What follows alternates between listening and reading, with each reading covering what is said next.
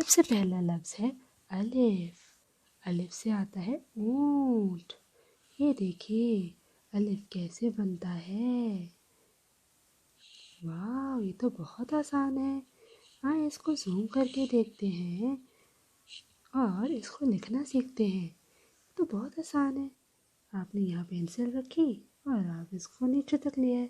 वाह, इतना आसान।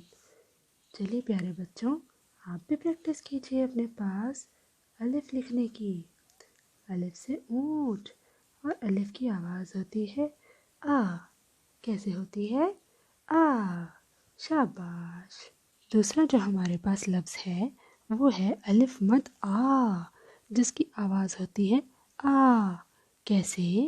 ये देखिए, पहले आपने लिखा अलिफ और ये तो अलिफ की तरह ही लग रहा है, लेकिन इसके ऊपर ये क्या है? ये है एक ताज।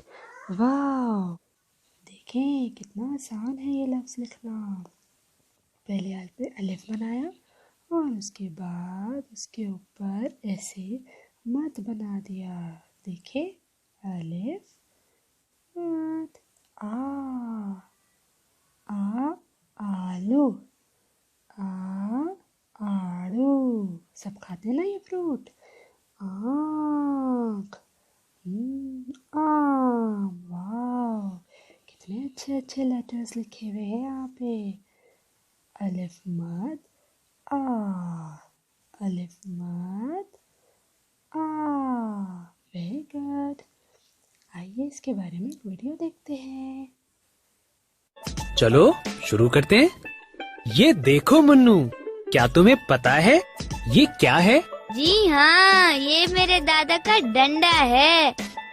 मैं हमेशा इसे लेके भाग जाता हूँ। अरे मेरे प्यारे मुन्नू, ये डंडा नहीं है, ये उर्दू हुरूफे तहज्जी का सबसे पहला हर्फ है। ये अलिफ है और इसकी आवाज आ है। मेरे साथ बोलो, आ। आ। आ। आ। शाबाश। अल्फाज को देखो, पान, नाप। अब बताओ इन अल्फाज में अलिफ कहाँ है? मुझे ऐसा लग रहा है कि यहाँ है। क्या मैंने सही बताया? बिल्कुल सही बताया। शाबाश, तुमने सही भी पहचाना। चलो अब इसे लिखना सीखते हैं।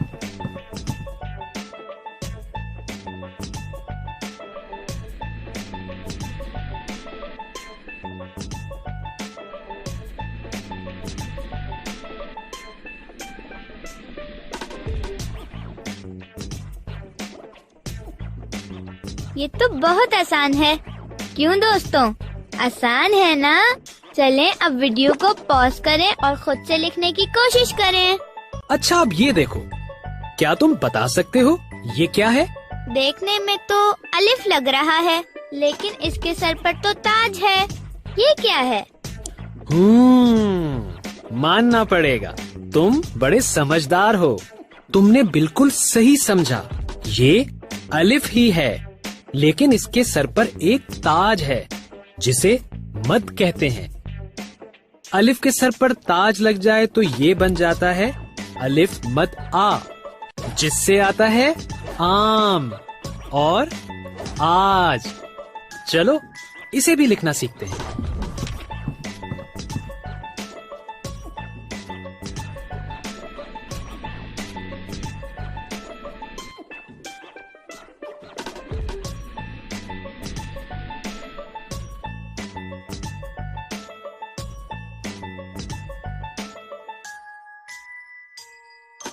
ये तो बहुत आसान था। अलिफ बनाना तो मुझे पहले ही आ गया था। बस इसके ऊपर मद बनाया और बन गया अलिफ मद आ। साथियों, जल्दी से वीडियो को पॉज करें और लिखने की प्रैक्टिस करें। Bye bye. इसके बाद हमारे पास जो तीसरा लफ्ज़ है उर्दू हर्फ तहज्जी में, वो है बे।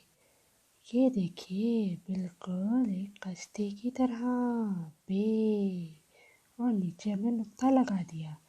फिर से एक दफ़ा देखिए, ऐसी एक छोटी लकीर बनाई और उसके बाद सीधी लेटी हुई लकीर बना के اور اس کے بعد دوبارہ سے اوپر ایک لکیر بنا دی، نیچے نقطہ لگا دیا۔ آواز کیسی ہے؟ ب ب۔ یہ دیکھیں، ہے نا آسان؟ اس طرح سے سارے آپ نے الفاظ کو یہاں پر ٹریس کرنا ہے بچوں۔ دیکھیں، واو کتنا آسان ہے۔ یہاں سے شروع کیا پینسل کو لے کے، پھر یوں لمبا ایسے لے کے گئے اور پھر اوپر لے گئے لائن کو۔ واو! منو، تم نے الف اور الف مد آ تو لکھنا سیکھ لیا ہے، خوش ہو نا؟ جی ہاں، میں بہت خوش ہوں۔ میں نے 2 حرف سیکھ لیے ہیں اور مجھے بہت اچھا لگ رہا ہے۔ آج ہم کیا سیکھیں گے؟ منو، آج ہم جس حرف کو لکھنا سیکھیں گے وہ ہے بے۔ یہ دیکھو، یہ بے ہے۔ یہ بے ہے؟ مجھے تو یہ کشتی لگ رہی ہے۔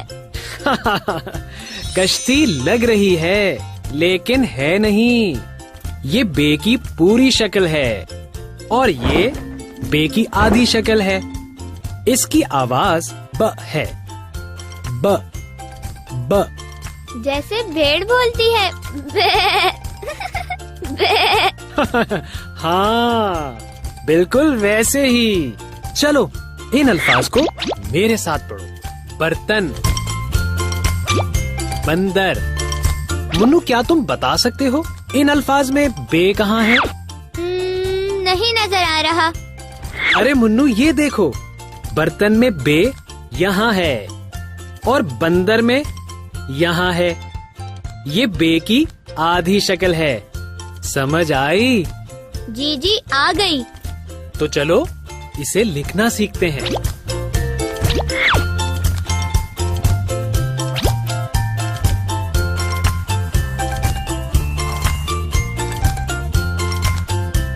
یہ تو بہت آسان تھا، میں نے تو جلدی سے سیکھ لیا۔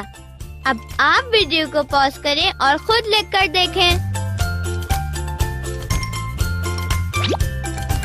منو، اب ان الفاظ کو میرے ساتھ پڑھو۔ جراب، کتاب۔ منو، کیا تم بتا سکتے ہو کہ ان الفاظ میں بے کہاں ہے؟ وہ کشتی جیسا بے۔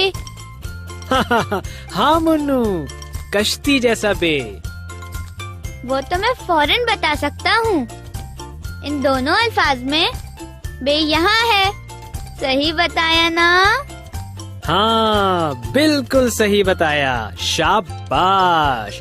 یہ بے کی پوری شکل ہے۔ آؤ اس کو بھی لکھنا سیکھتے ہیں۔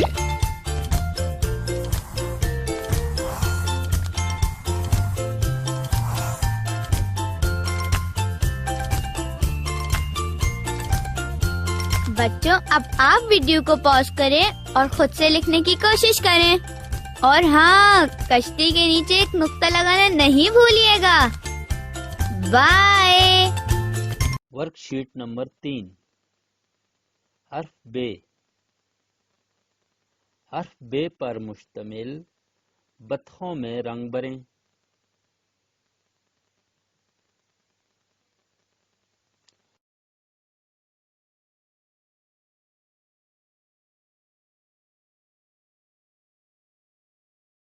حرف بے کی ملواں اشکال کو درست تصاویر سے ملائیں۔